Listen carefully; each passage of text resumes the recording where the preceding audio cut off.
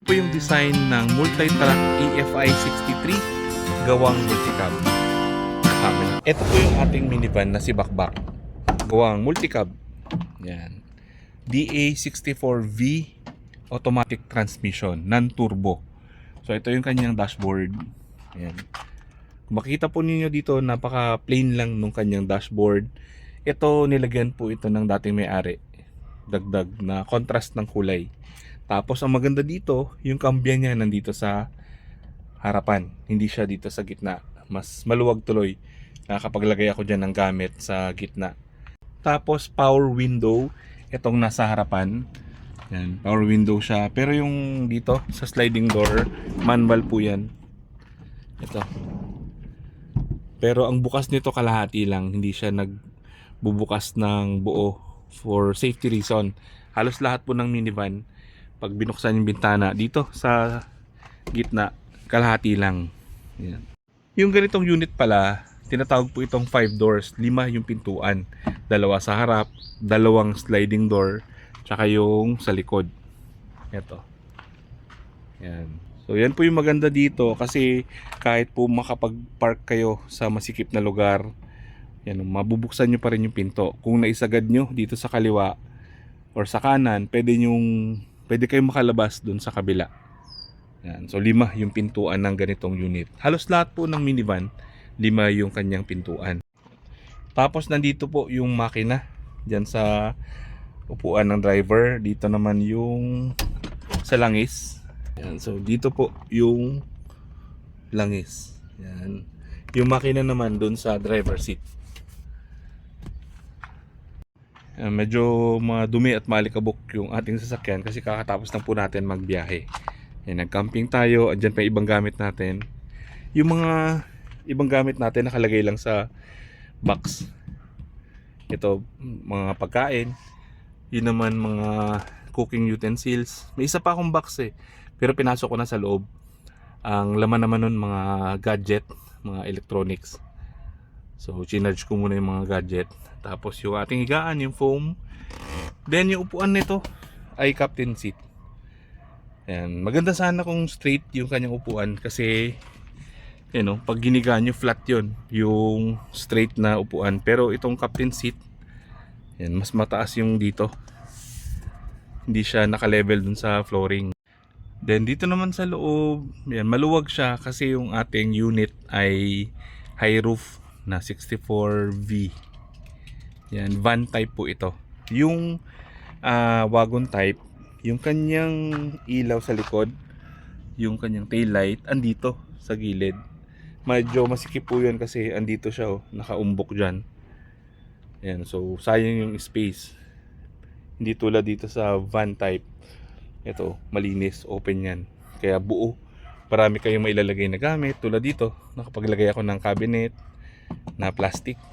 Yan, lagayan ng mga tent, mga ibang gamit, gulo-gulo pa. Itong mga camping gears, unan. Yan. So itong unit na to ay parang second to the last na unit na nilabas ng multicab. Meron silang nilabas ngayon na bago, yung may snorkel.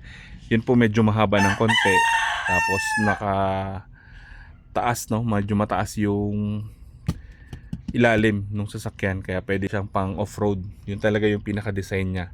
So dalawang klase rin yun. Merong parang pick-up type, yung hanggang dyan lang yung may bubong, tapos yung dito sa likod open. Pero meron din silang tulad nito na buo, na van talaga yung itsura. Ito po yung logo ng multicab.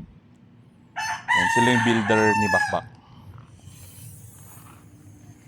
Ito po, dinagdag ko na to So yung mga kasama lang po dito na original na part ng minivan na gawa ng multicab, yung captain seat, tapos may upuan po yan dito, tinanggal ko lang. Upuan siya na nagfo-fold. Yan, inalis ko lang para maluwag kasi nilalatag ko po itong foam dito kasi dito po ako natutulog. Yan, dalawa yon, dito tsaka dito sa kabila.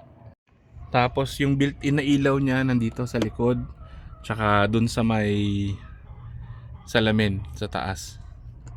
Yung fan na yan, dinagdag na lang po yan, hindi yan kasama doon sa original na design ng multicab. Po sa pintuan ng driver seat, yan, makokontrol natin yung bintana, both sides, left and right. Tapos ito naman, doon sa side mirror. Yan. Pero yung side mirror, ang gumagalaw lang po dyan yung salamin. So pwede siyang mag-move ng left and right, tsaka up and down. Hindi siya nagfo-fold itong buo. Hindi tulad sa iba na nagsasara ito, nako-control. Itong unit na to, yung salamin lang. Tapos dito lang yung kanyang cup holder. Wala siyang cup holder dito. Yung aircon nito, okay naman. Abot siya hanggang dito sa likod. Pero medyo mahina na. Pero pag dito ka sa harap, okay naman. Kasi napaayos natin yung aircon. Medyo lumakas-lakas siya. Tapos naglagay lang po ko nito uling, tsaka yun ay nandun sa box. Ayan o, tsaka yun nandyan sa box para mag-absorb po ng moisture tsaka ng mga unpleasant odor dito sa loob ng van. Tapos yung original ay full tinted yung kanyang salamin, kaya hindi ka makita sa loob. Tapos medyo madilim din pag nasa loob ka.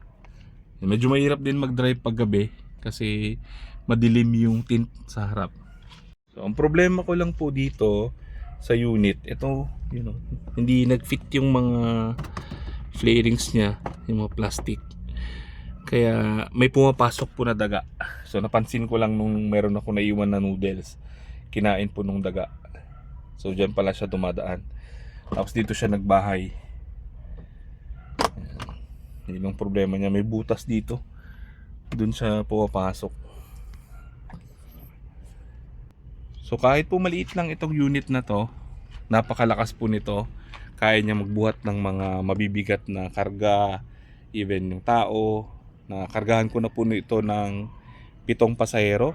Nakaahon siya sa matataas na akyatin. So ito pala ay 660cc lang yung kanyang makina. So maliit lang, kaya matipid po siya sa gasolina. Mas maliit pa siya sa makina ng Wigo. Yung Wigo kasi nasa 1000cc. Ito 660cc. Tapos 3 cylinder, 12 valve.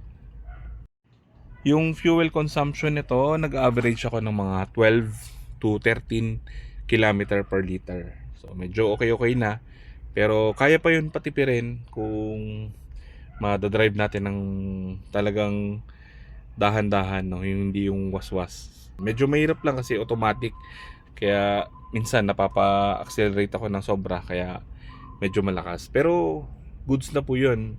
May time nga na halos 15 km per liter yung consumption ng aking minivan sa isang biyahe ko na walang masyadong akyatin. So kung bibili kayo ng ganitong unit, ayan, hanapin nyo po yung mga high roof kasi marami po kayong magagawa. Itong unit na to, di ba mukha siyang maliit. Pag pinold nyo po ito, kasya dyan yung motor sa loob. Kaya niya magkarga ng Beat. Ayan, isang motor lang yung kasya. Ayan, so magagamit nyo po ito pang karga. Magagamit nyo rin siya sa business, no? Pwede nyong pang delivery, mga boxes, bigas. Yan. So, yung ibang minivan dito sa lugar namin sa Palawan, nakita ko po kinakargahan ng bigas, ng mga itlog. So, nagagamit talaga nila for business. Kasi, ito pag inalis nyo po itong cabinet na to, yung mga laman yan, maluwag po yung likod ng minivan. Tapos, itong mga upuan, pwede pa yan iurong ng konti sa harapan. So, marami talaga kayong mailalagay dito sa loob. Yung gulong nito medyo maliit lang. Hindi siya naka body lift. Yung iba kasi pinapa body lift nila, kaya mas mataas tignan yung kanilang unit. Tapos ang maganda po dito sa minivan, kung papansin niyo po, yung space na to, 'di ba may parang tapalodo diyan? Hindi po 'yan makikita dito sa loob. Hindi tulad sa ibang sasakyan, naka-umbok yung parang tapaludo, no? Kaya masikip yung ibang sasakyan. Pero dito sa minivan, wala po yan. Wala siyang umbok. Kaya maluwag tignan yung unit. Ayan, tulad dito sa pickup. Ayan, may ganito siya. So masikip yung likod. Sayang yung space. Doon sa minivan, flat po yun. Ayan, tapos ang sarap po sa feeling kasi ang gaan niyang dalhin. Napaka easy drive. Hindi problema yung parking, yung mga masisikip na daanan dahil maliit lang yung ating sasakyan. So yan po yung mga benefit and advantage ng minivan compared sa mga malalaking sasakyan. Pagdating naman sa maintenance, hindi po ganun kamahal yung pyesa. So nasubukan ko na po ito ipa-repair yung dating sira pa. Kasi nabili ko to second hand eh. So nung mapaayos ko siya, maliit lang po yung nagastos ko, 1,500 lang. Change oil na, tapos yung valve, tapos itong gas tank, natanggal yung spring sa loob. Yan, yung kanyang parang bisagra, binelding nila. Yan.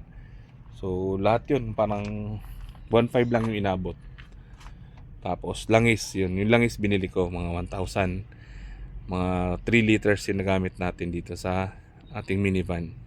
So maganda po sa multicab, pag doon kayo bumili, meron silang store. Kaya madali na pong puntahan yung mga opisina. Then aftermarket, kung may mga problema yung unit, madali nyo pong puntahan. Tapos pag binili nyo, ready-made na. Sa iba kasing builder, magda-down ka, tapos sa kanila gagawin yung unit dahil po sa sobrang dami ng nagpapagawa ng minivan. Pero sa multicab, andyan na po yung mga unit. Bibili na lang kayo, pipili na lang kayo ng design, van ba, pickup type, yung mga half canopy, drop side. So marami po sila. Meron din silang malalaki, yung pang karga na, yung mga bongo. Yan, meron sila. So bisitahin nyo lang po yung opisina or web or yung Facebook page ng Multicab.